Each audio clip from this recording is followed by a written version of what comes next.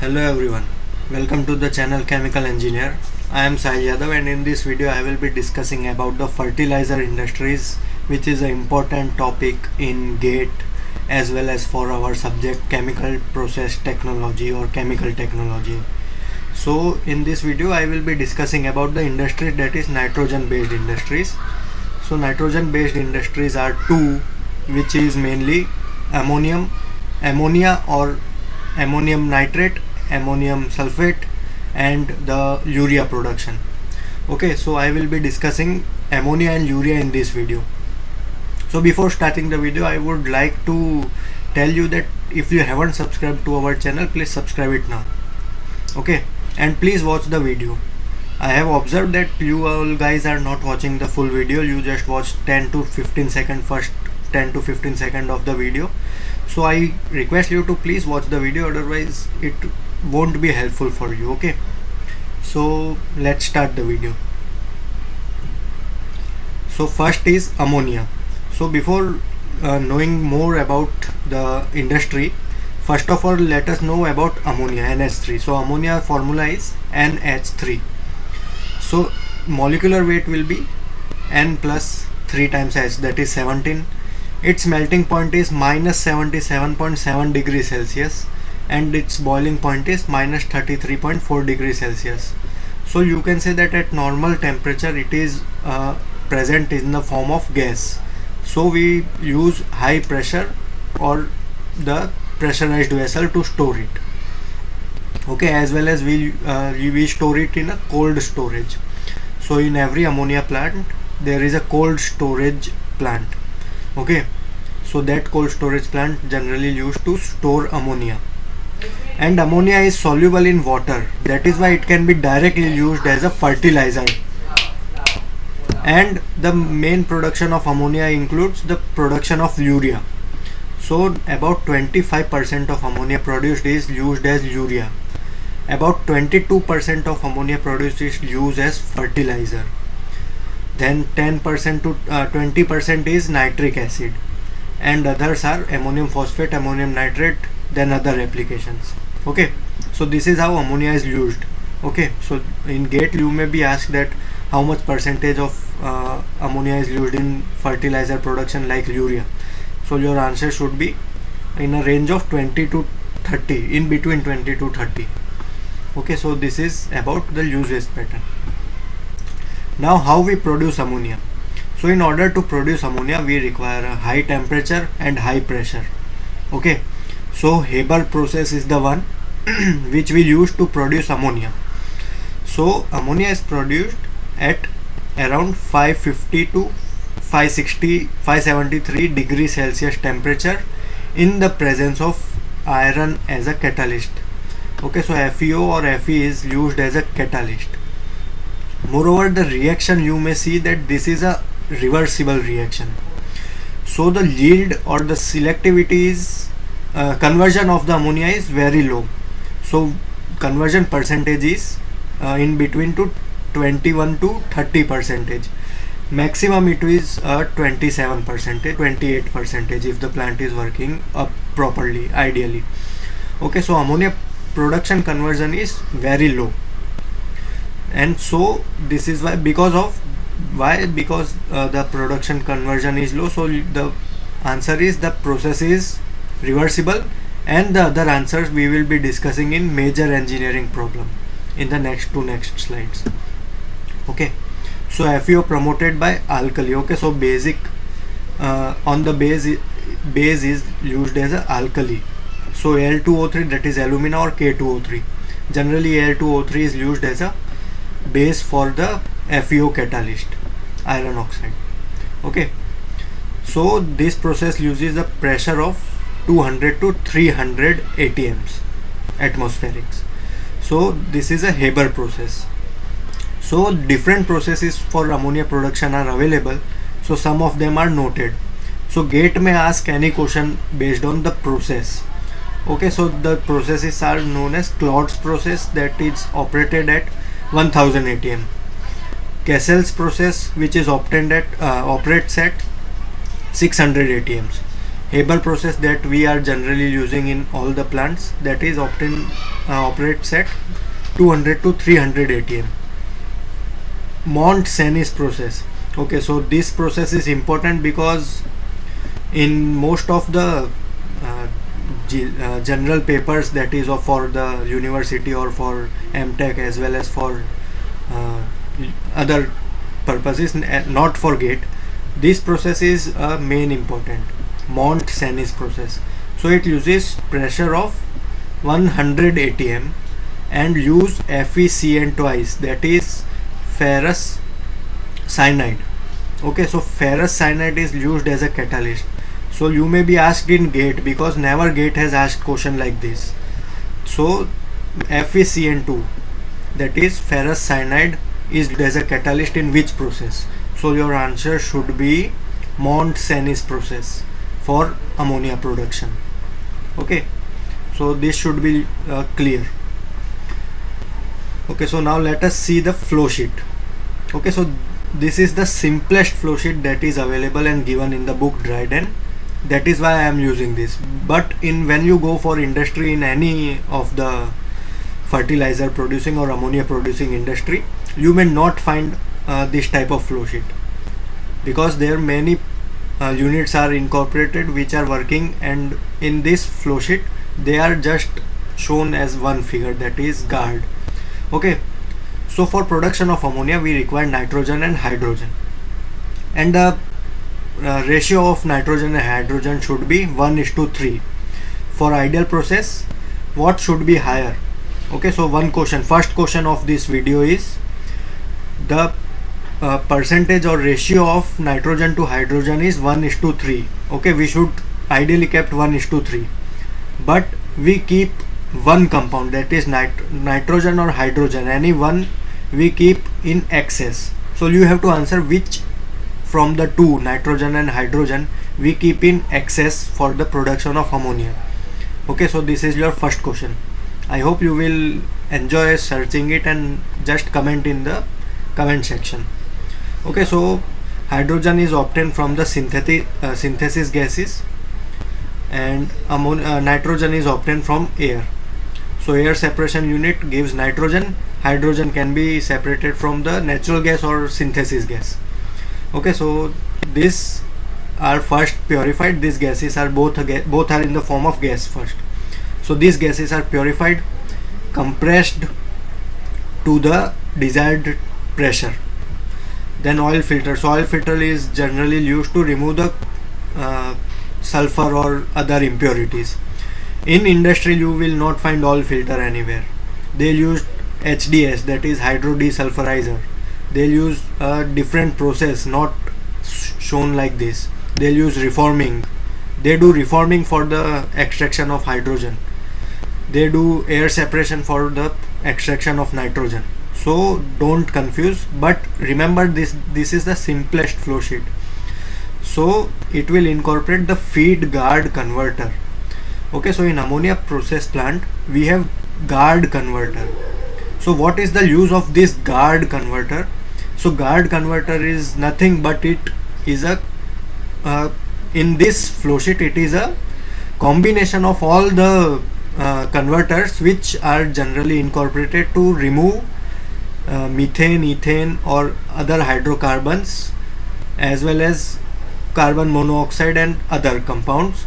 So in this position, all these compound, that is methane, ethane, propane, anything, are converted to CO2. Okay, so in this step all are converted to CO2, that is CH4 is converted to CO2, other C2H6 is also converted to CO2 and all. So this CO2 that is produced is generally sent to the urea plant. Okay, this CO2 goes directly to the urea plant. Okay, so this is how this process works. Ammonia plant always followed by a urea plant. So this is the simplest flow sheet, that is why it is showing only one GARD converter. But in the real industries you will see that there are high temperature shift converter, low temperature shift converter. Then okay, yes, one question is always asked in GATE: which reactor comes first, LTS or HTS? So you have to answer. I have already asked in quiz in our Telegram channel. So you have to specify it which converter comes first, that is low temperature shift converter or high temperature shift converter. So comment it. This is the question number 2 from this video. Okay, so after all the removal of impurities, this nitrogen and hydrogen reaches to a reactor. So this reactor is also a packed bed type reactor in which FeO is the material that is used as a catalyst. So the temperature is 500 to 600 as seen here, and at pressure is what we have discussed earlier. For Haber's process it is 200 to 300 atms. So from the reactor, okay, so after reactor we get the conversion of 21 to 30%, in between. Mostly 22 to 24% is the maximum range for the ammonia. So this is how ammonia is produced after the reactor. Okay, now after the reactor there is nothing to do. We have water chiller so that we can store ammonia in a liquid form. Okay, so ammonia is stored in a liquid form so that we chill it. So in chiller we use water chillers. Okay, so water chillers are used, and so that the temperature of the ammonia finally goes below its boiling point. So what is its boiling point and what is its melting point? You have to remember both of them. They are important for it. Okay, so after water chiller they are generally stored directly to a tank, but in order to remove the gaseous form of ammonia we use a separator. So from this separator we separate out the gas, and this gas is again chilled or used or okay, so in ammonia process we have a refrigeration cycle. So this cycle is important. Okay, in whenever you go to industry, this cycle is must, you should understand. Okay, so there is a cycle for the 6 to 10 refrigerators. So from that we convert this gaseous form of ammonia to a liquid. Okay, so and yes, in this refrigeration cycle we use ammonia. Pre-produced ammonia is used as a refrigerant. So we cool the ammonia using ammonia itself. So this cycle is important whenever you go in industry. Okay, then we have centrifugal. So for some recycle we use the recycle stream for the gaseous stream. Okay, so finally the ammonia is stored. So conversion is 8 to 30%. Okay, and yield is better, 85 to 90%, because no other reactions are going on. Hence the yield for ammonia from the nitrogen and hydrogen is 85 to 90%. Okay, so this is all about ammonia process. Now let us discuss the major engineering problem in this flow sheet. So first problem is the thermodynamic and kinetic consideration. So the yield of the ammonia is depends on the yield of nitrogen, hydrogen and pressure, total pressure or the operating pressure. Okay, it is a cubic of the hydrogen, it is directly and all these are in under root. How this expression we got? So this is empirical expression we got from the experiment. Okay, so as with the case for SO2 oxidation, the exothermic ammonia production reaction is favored by low temperature for an equilibrium standpoint, but reaction kinetics dictates a compromised temperature at higher value. So why the yield is or conversion is low? So this is the actual reason, because the process is exothermic. So for exothermic process we require low temperature for better conversion at equilibrium, but at the low temperature ammonia is not produced. So there is a difference in kinetics as well as in experimentation. That is why ammonia is converted very low. So it is a chance for all of you to improvise or to research for the new cycle or new flow sheet which can produce a better converted ammonia from nitrogen and hydrogen. So all the best. I am working on it, by the way. Okay, as well as so in design we have this inverse relation with velocity. So the fraction of ammonia in the exit gas decreases with increase in flow rate. So why is it decreasing with increase in flow rate? So you have to search it and answer it. After all, I have already mentioned it here, but you have to search it, because without searching you may not understand the heart of this process. So just search it first. You will enjoy it. I will assure you that you will enjoy it. Okay. And this is just a simple space yield time equation which is for ammonia, we have already discussed. This is of no importance for us for now. Okay, next problem is catalyst development. Because we are using a alkali or the basic medium for the base of catalyst, so we are incorporating K2O or Al2O3. So these oxides are used for the, or so these oxides are generally acting as a promoters. Okay, so iron oxide, promoted iron oxide I would say, is generally used in this at this temperature. So at this temperature you may assume that there is high temperature, and at high temperature we are passing the gases, that is ammonia, nitrogen and hydrogen, as well as with impurity as well. So corrosion is the main problem for the catalyst development. Hence that is why Mont-Cenis used FeCN2 as a catalyst. So you should remember why Mont-Cenis used FeCN2 not FeO. So because he got a better result or normal results from that catalyst as well, and so that catalyst removes the limitation of this corrosion. So that is why he used that catalyst. So catalyst development is also a major problem for ammonia process. Now we will study fastly to the urea production. So urea is nothing but NH2CONH2, that is CO ketonic group. So this is a urea is a fertilizer directly used as a fertilizer. Okay, so it is a nitrogen based fertilizer because on decomposition of this we get nitrogen as a final product. Okay, when it comes in contact with water it releases the nitrogen in the soil. So that is why urea is a nitrogen based fertilizer. Its molecular weight is 60.05. Its melting point is 132.7 degrees Celsius. So it is generally obtained as a solid at normal temperature and pressure. It is soluble in water, that is why we are using it in a soil. It is obtained in the two form, granular form and coated form, or a prills. You may have heard the prilling tower. So that is the main or heart of urea process. Okay, so it is obtained as a granular and coated form. Coated, what do you understand by coating? So when a prill is formed, we coat some disinfectant like neem oil. So neem oil is sprayed over the prills or hot prills so that it gets coated with the neem oil. So there are various, or I would say there are major important steps going on while this coating.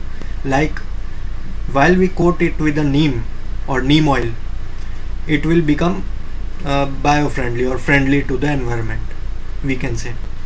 It will then also slow down the process of decomposition of urea or release of nitrogen in soil. So it slows down the process. Then it also curbs the black marketing. So suppose IFFCO is producing a neem oil coated urea, it curbs the black marketing because no other can then use the neem coated urea, or no other can say that it is a neem coated urea formed or produced at their industry. So black marketing is also curbed by coating. As well as urea is obtained in the form of granulars. So it is sold as directly as a solid. So it is a bag of 45 kilogram at urea available at IFFCO, as well as in liquid form. Okay, so generally 90% it is used in a fertilizer, and other are in the melamine industry. So what is melamine, what it is used? So you may have cups or the drinking coffee cups. So all those are made up of melamine. So melamine is produced by condensation reaction of urea. Okay, so this is how urea can be produced or used. Now let us see what are the reaction. So the process of urea production is known as ammonium carbamate formation, or if you want to search more about it, then Stamicarbon is a company which makes or design a plants of urea. So Stamicarbon CO2 stripping process, search it on Google, you will enjoy it. You have to go to their website and just check for urea. Full flow sheet is given, and how are they designing it's also given. So if you want to check, just check it. So in this formation of urea, we require CO2, that is carbon dioxide, and ammonia. So ammonia and carbon dioxide are generally used and obtained from the ammonia plant itself. Okay, so CO2 is obtained from the guard converter or from the absorption tower of the ammonia plant. Okay, so there is a absorption tower in ammonia plant. That is what in this simple flow sheet is not shown, but there is.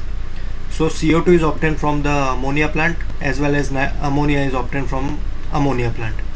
So both of them, when combined, they form ammonium carbamate. So this is an exothermic reaction, that is we require to give energy for the reaction.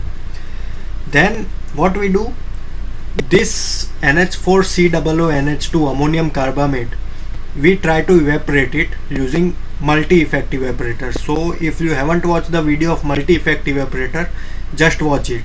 In this playlist only I have uploaded that video. Okay, so from evaporator or series of evaporator, I would say, we form urea. So NH4COONH2, when evaporated, so H2O is separated and urea is formed, that is NH2CONH2. Okay, so while forming urea, there are certain considerations that we have to keep in mind. So so we will discuss it in major engineering problems. So undesirable side reaction that is occurring is the chain formation of urea. So NH2CONH2, such type of big chain is formed, which is known as biurate. So this biurate is undesired and it generally hampers the quality of the urea. So it is kept less than 1%. Okay, so whenever a gate asks you a question that what is the percentage of biurate in urea, so your answer should be, it should be less than 1%. Okay, so this is a typical MCQ that gate asks. And yes, this is a evaporation. So evaporation is always an endothermic process. Wait, okay, so evaporation is endothermic, so we give heat, while this negative exothermic process means heat is evolved. Okay, so I spoke wrongly, okay, previously. So this is a typical flow sheet for urea. No need to worry. Look, we start from the compressor section. Okay, so ammonia is obtained and carbon dioxide is obtained. These both are compressed. So what is the typical temperature or pressure for urea formation?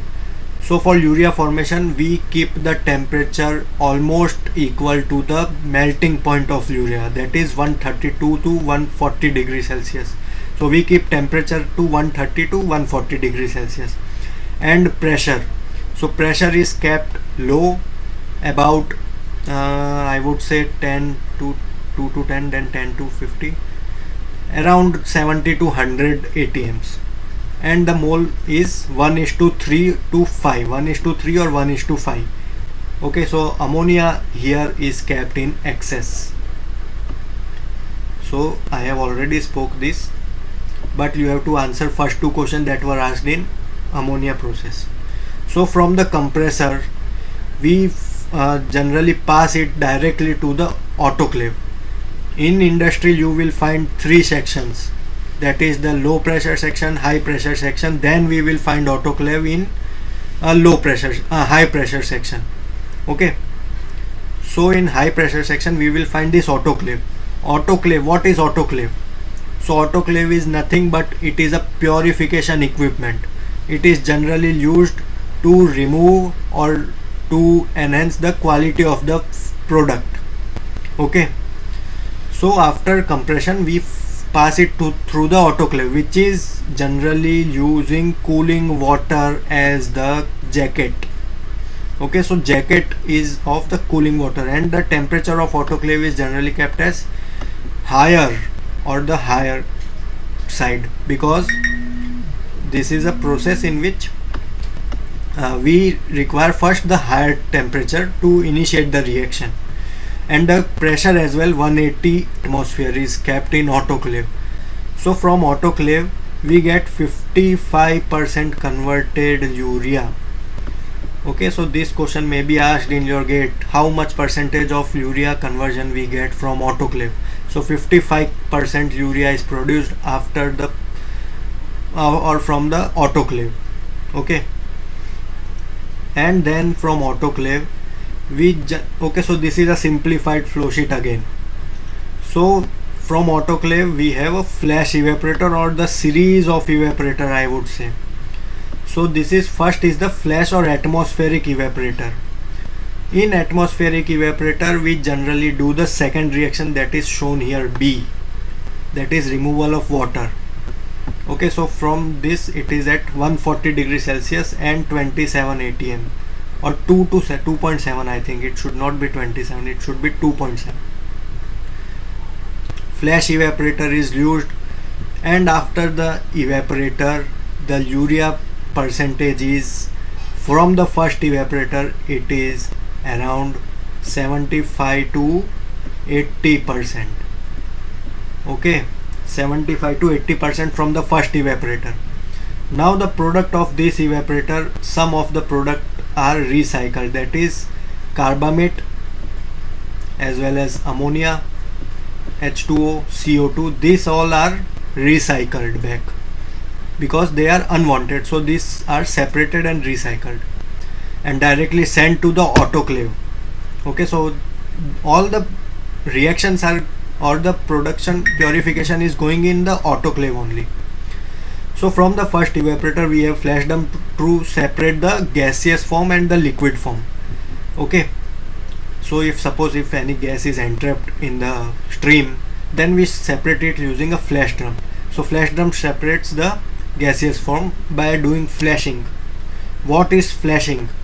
So this is also important topic, we will discuss it later, because it is a small topic, but we will discuss it later. Okay, so from the flash drum we do a vacuum evaporation. Vacuum evaporation means we do it in the vacuum side, or the below atmospheric pressure conditions. Okay, so after a flash drum 80% of urea is produced, conversion is 80%. Okay, that is what we have written here. Now from vacuum evaporator, why we are using vacuum evaporator? So the options are simple, because to lower down its boiling point and produce the better quality. Okay, so 99% of molten urea is produced in the vacuum evaporator. Then from the vacuum evaporator we have liquid, and that liquid is passed directly through the preheating tower in a counter current position. So preheating tower is nothing but a 60 to 50 meter long tower, which is having the fan at the top if it is a induced draft, or if it is a forced draft, then we have fan at the bottom.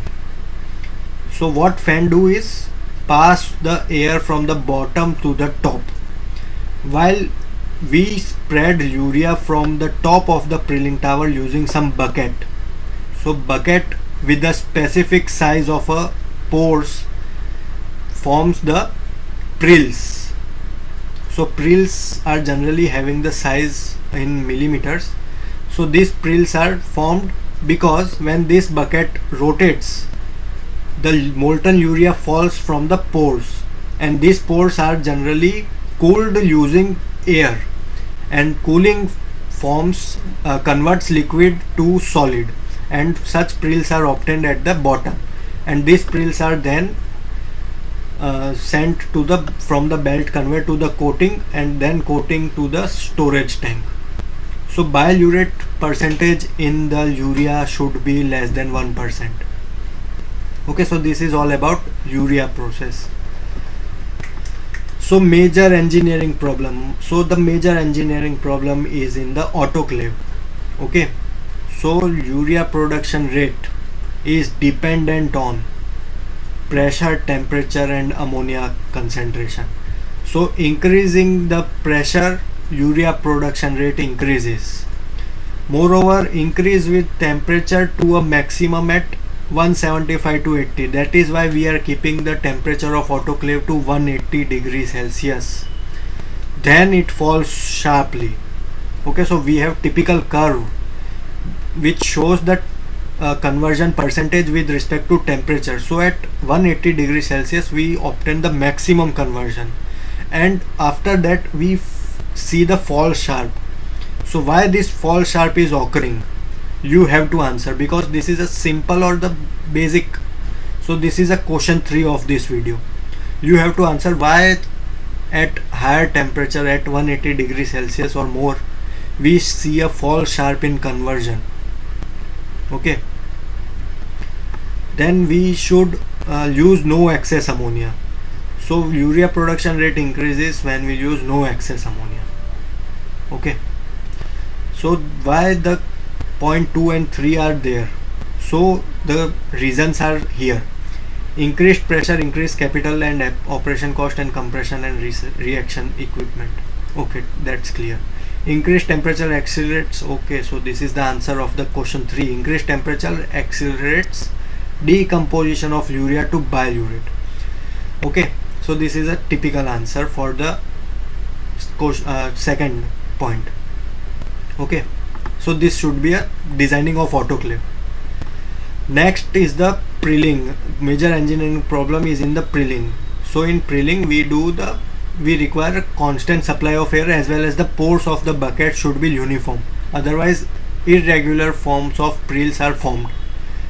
And I was talking about bilyurate. So bilyurate production or the bilyurate concentration can be decreased by reducing the residence time. So in order to reduce the residence time, we use fluidization bed after prilling tower. So after prilling tower we use fluidization bed. So that is how we can reduce the residence time. Moreover, by reducing the residence time, and as well as we do a fast process, or we make a urea to be in a molten form for the high temperature. Okay, so it should be at high temperature always. So at high temperature also bilyurates are not formed. Okay, so this is all from my side about urea and ammonia. So thank you for watching the video, and of course again I would like to request you all to please watch the full video, man, otherwise it won't be helpful for you. So thank you for watching. In next video we will discuss about nitric acid and phosphorus industries, and next video we will discuss about the superphosphate and other industries. Okay, so thank you for watching the video.